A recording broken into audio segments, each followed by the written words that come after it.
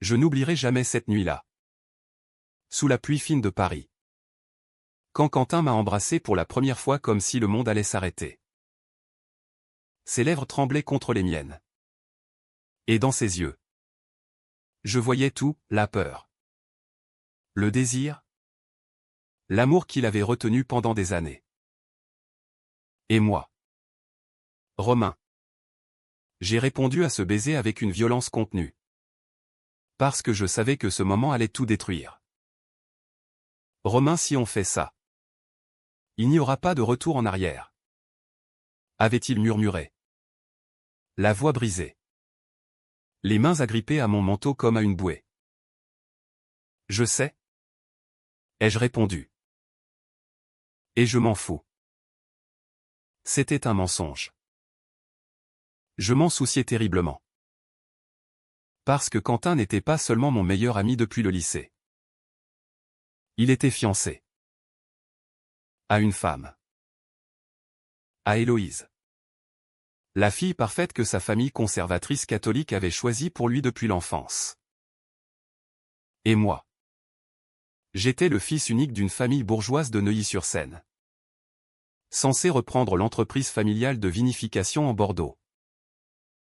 Nous nous étions rencontrés à Louis-le-Grand. Deux adolescents provinciaux perdus dans la grande ville. Quentin venait de Lille. D'une famille d'industriels rigoristes. Moi. De Bordeaux. Élevé dans les vignes et les traditions. Nous partagions un appartement minuscule rue des Écoles. Nous révisions ensemble. Nous rions des mêmes blagues. Nous écoutions Bachoun et Gainsbourg jusqu'au petit matin. Et petit à petit, sans que ni l'un ni l'autre n'ose le dire, quelque chose de plus profond s'était installé.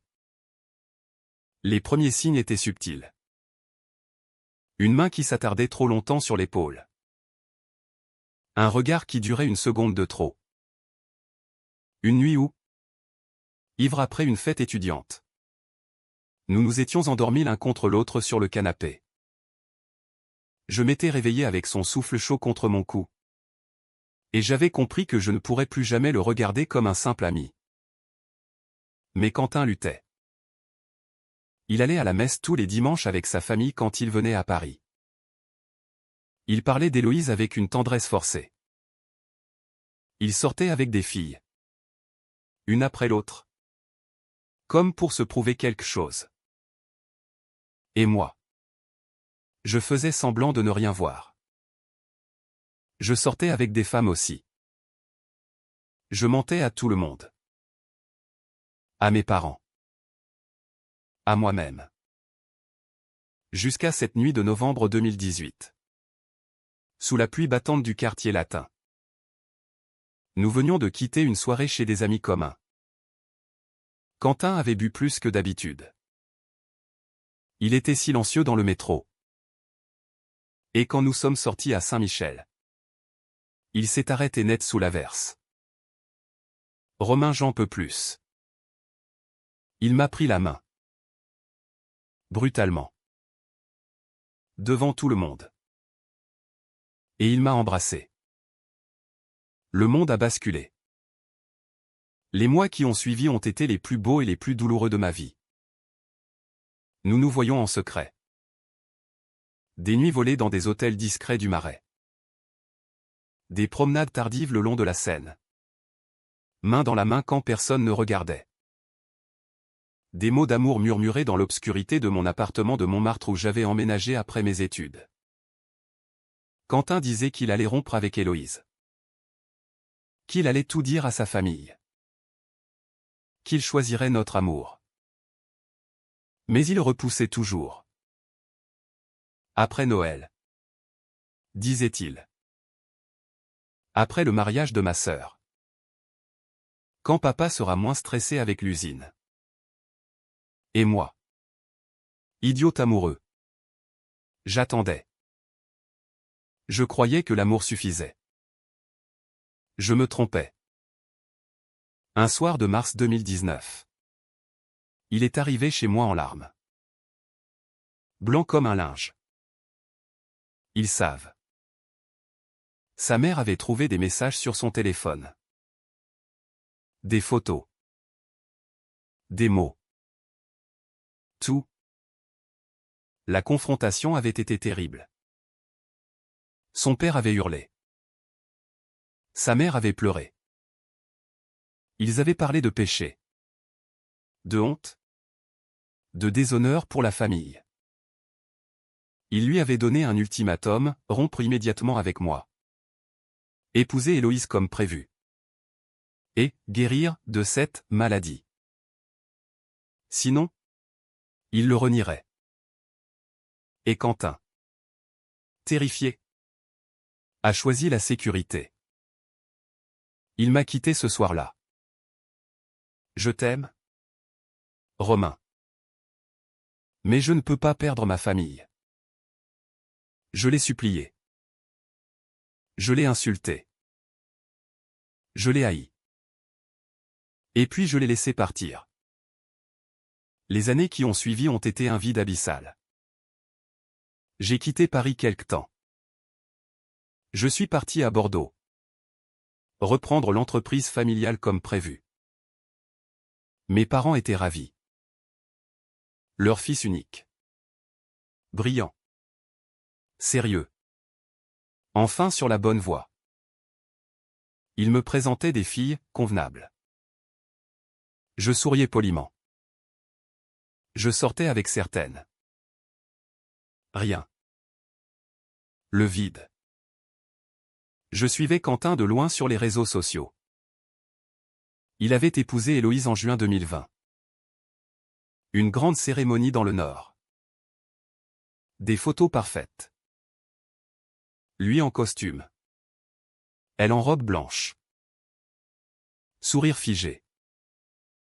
J'ai bu jusqu'au coma cette nuit-là. Puis est venue la naissance de leur premier enfant. Une petite fille. En 2022. Louise. Les photos d'un père heureux. Les légendes tendres. J'ai supprimé tous mes comptes. Je me suis jeté dans le travail. J'ai modernisé les vignobles. J'ai voyagé. New York. Tokyo. Buenos Aires. J'ai eu des aventures. Des hommes beaux. Intelligents. Libres. Mais aucun ne faisait battre mon cœur comme Quentin. Et puis, en septembre 2025. Un message. Un numéro inconnu. C'est moi. Il faut que je te voie. Quentin. Il était à Paris pour un congrès professionnel. Il voulait me voir. Juste une fois. Je savais que je n'aurais pas dû accepter. Mais je l'ai fait. Nous nous sommes retrouvés dans un café discret du 6e arrondissement. Il avait changé. Les traits plus marqués. Des rides au coin des yeux. Mais toujours ce regard clair qui me transperçait. Il m'a raconté sa vie. La routine. Les enfants, ils en avaient deux maintenant. L'usine familiale qui prospérait. Les dimanches chez ses parents. La messe. Les vacances en Bretagne. Et puis, à voix basse. Je n'ai jamais cessé de t'aimer. J'ai ri. Amer. Tu as une drôle de façon de le montrer. Il a baissé les yeux. Je suis malheureux. Romain. Tous les jours. Je vis un mensonge. Il m'a parlé d'un projet. Sa famille ou ses parents. Sa sœur. Héloïse et les enfants envisageaient d'émigrer aux États-Unis. Son beau-frère avait une opportunité à Boston. Une nouvelle vie. Un nouveau départ. Et moi. Je suis censé les suivre. Comme toujours. Il a pris ma main sur la table. Viens avec moi. J'ai retiré ma main comme si je m'étais brûlé. Tu es fou? Non. Je suis sérieux. On peut tout recommencer là-bas. Ensemble. Je vais tout dire. Cette fois. Je le ferai. Je l'ai regardé longuement. Tu l'as déjà dit. En 2019. Il a pleuré. Je suis parti sans un mot. Mais il n'a pas lâché. Les semaines suivantes. Des messages tous les jours. Des appels.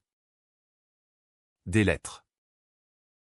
Il disait qu'il avait commencé à parler à un thérapeute. Qu'il préparait son coming out. Qu'il allait divorcer. Qu'il choisirait enfin sa vérité. Et moi. Contre toute raison. J'ai recommencé à espérer. Nous nous sommes revus. En secret. Des promenades nocturnes. Des baisers volés dans des ruelles. Des nuits dans un petit hôtel du Marais. Il disait qu'il n'avait plus peur. Que l'Amérique serait leur chance de tout effacer. Notre chance. J'ai commencé à y croire. Le départ était prévu pour janvier. Quentin avait tout organisé. Il avait parlé à Héloïse. Elle était dévastée. Mais il disait qu'elle comprendrait avec le temps. Il avait réservé les billets. Loué une maison à Boston. Préparé les papiers. Et moi. J'avais démissionné de l'entreprise familiale. Mes parents étaient furieux. Mais je leur avais dit que j'avais besoin de changement. Pas la vérité. Pas encore. Nous devions nous retrouver le 30 décembre pour finaliser tout. Passer le nouvel an ensemble. Puis partir. J'étais heureux. Pour la première fois depuis des années. Le 30 décembre, je l'ai attendu dans notre hôtel habituel. Il n'est pas venu. J'ai appelé. Pas de réponse. J'ai envoyé des messages. Rien. Le lendemain. Toujours rien. J'ai paniqué. Je suis allé chez ses parents à Lille. Personne. La maison vide. J'ai appelé sa sœur. Elle a raccroché. J'ai contacté un ami commun.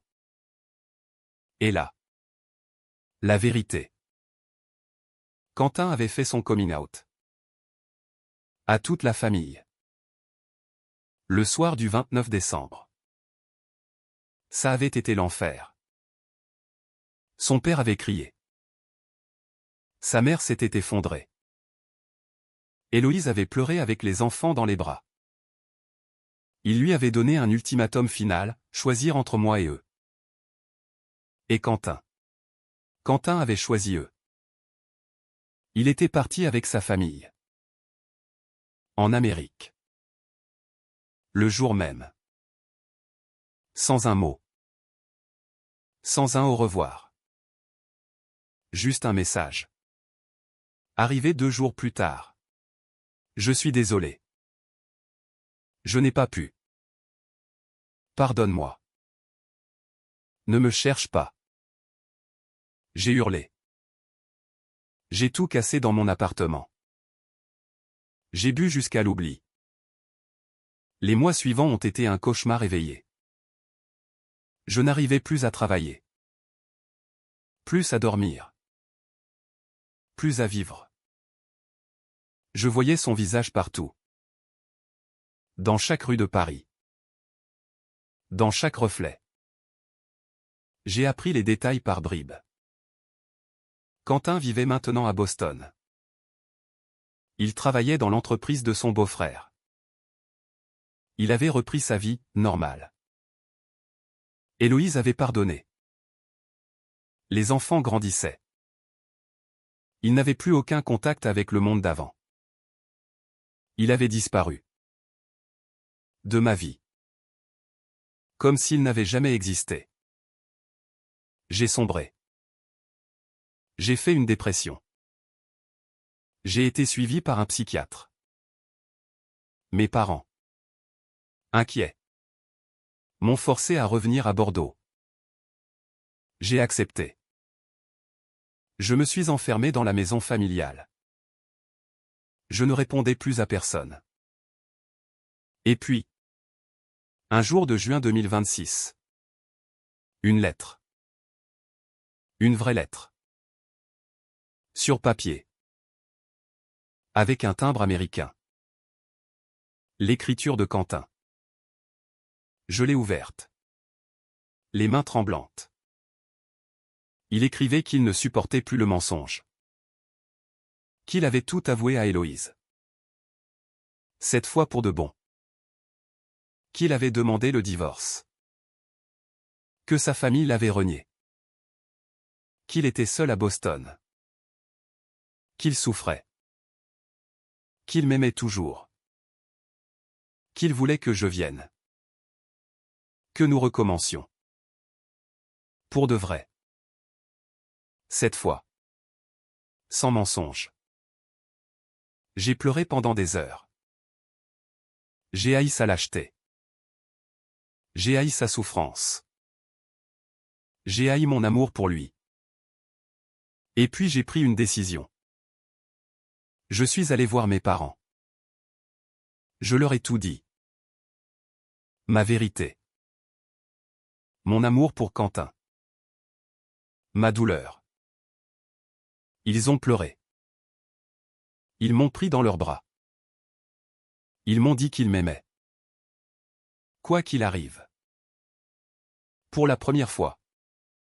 J'étais libre. Je suis à Boston. Je n'ai pas prévenu Quentin. Je voulais voir. De mes propres yeux. Je l'ai trouvé dans un petit appartement de Cambridge. Il a ouvert la porte. Il était plus mince. Les yeux cernés. Il m'a regardé comme s'il voyait un fantôme. Romain. Je n'ai rien dit. Je l'ai juste pris dans mes bras. Il a pleuré. Moi aussi. Nous avons parlé pendant des jours. De tout. De la douleur. De la peur. Du courage qu'il avait enfin trouvé. De ma propre vérité enfin assumée. Il m'a raconté comment. Après mon silence. Il avait craqué. Comment il avait tout perdu. Sa famille. Ses enfants, il les voyait encore. Mais rarement. Son ancien monde. Mais il disait que c'était le prix de la liberté. Nous avons recommencé. Doucement. Sans promesse folle. Juste jour après jour. Nous vivons ensemble maintenant. Dans un petit appartement avec vue sur le Charles River. Nous travaillons. Nous rions. Nous pleurons parfois. Nous nous tenons la main en public. Nous ne cachons plus rien. Sa famille ne lui parle plus. La mienne a accepté. Lentement. Nous ne sommes pas un conte de fées. Nous sommes deux hommes abîmés par des années de mensonges. Mais nous sommes vivants. Vraiment vivants. Pour la première fois. Et parfois. Quand nous nous promenons dans Boston Common. Main dans la main. Je pense à cette nuit sous la pluie à Paris. Je pense à tout ce que nous avons perdu. À tout ce que nous avons gagné. Et je serre plus fort sa main. Parce que l'amour. Le vrai. N'est pas celui qui ne connaît pas la souffrance. C'est celui qui choisit de rester. Malgré tout. Malgré la douleur. Malgré les familles brisées. Malgré les années perdues. C'est celui qui dit. Je suis là. Maintenant. Pour de bon. Et nous y sommes. Enfin.